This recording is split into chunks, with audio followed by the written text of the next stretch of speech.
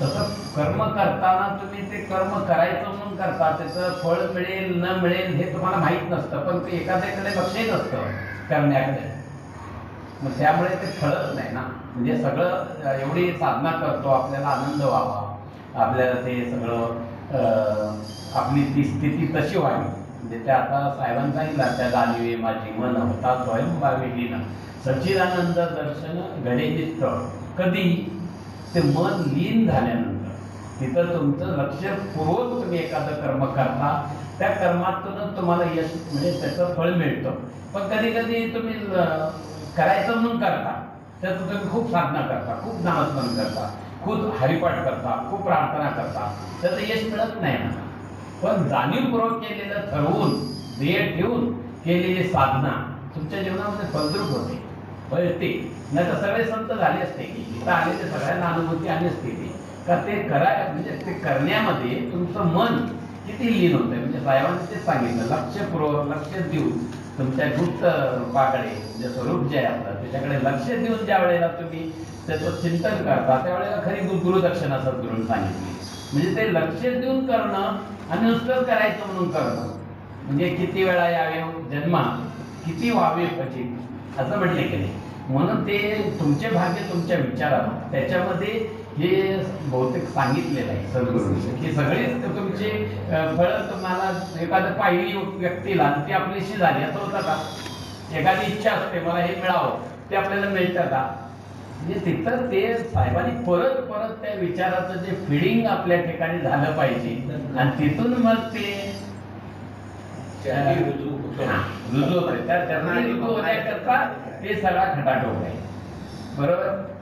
आणि साहेबांनी अजून सांगितलं मस्त, म्हणजे प्रत्येक किती अनंत गुण आपल्याच ठिकाणी आहेत.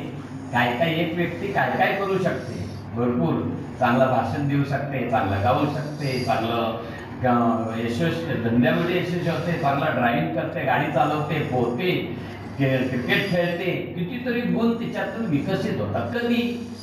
त्याच्यावरती त्यांनी काम केल्यानंतर.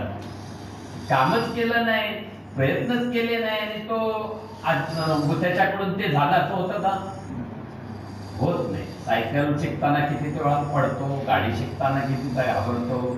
म्हणजे नंतर जेव्हा तो नित्याचा होतो त्याच्याकडे मग त्यातला आनंद निघून जातो का? तुमचं लक्षपूर्वक ज्या वेळेला एखादी गोष्ट करतो तेव्हा तुमची जाणीव त्या ठिकाणी, मन तुमचं त्यात पूर्ण त्याचा जीव ओतून तुम्ही ते करता, म्हणून त्यातून तो आनंद तेव्हा मिळतो.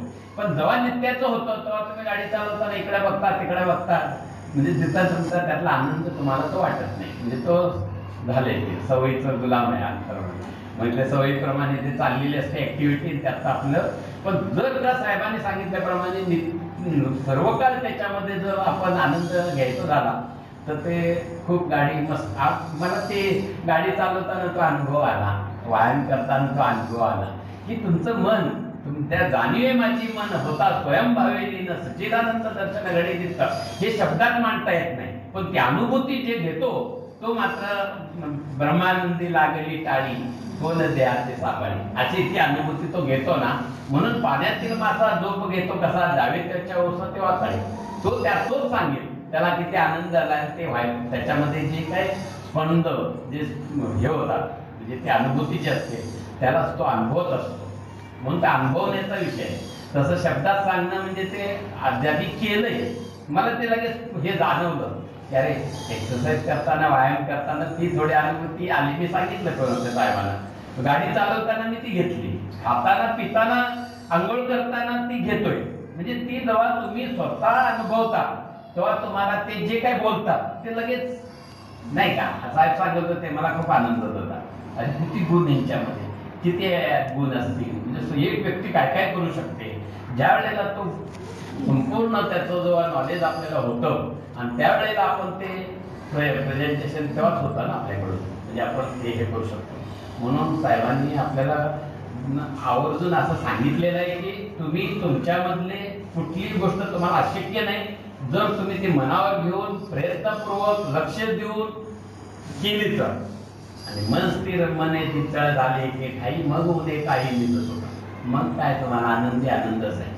एकदा एवढं सोपं करून सांगितलंय ना साहेबांनी. आपण कधीतरी म्हणजे अवघड करतो ते, पण साहेबांनी खूप सोपं करून सांगितलेलं आहे, म्हणून साहेबांसाठी एकदा जोरदार